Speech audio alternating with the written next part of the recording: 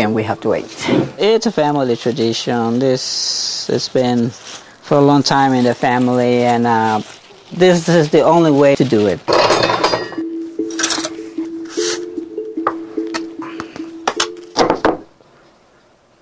Smells good.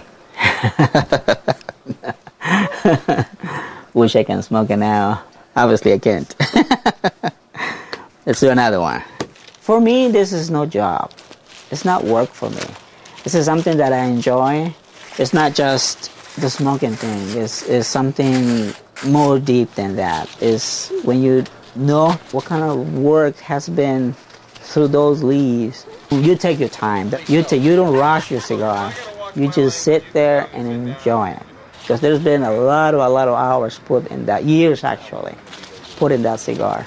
And certainly is that make sure you enjoy it. Because that's what we tobacco people want you to do. Enjoy it. That's the final goal.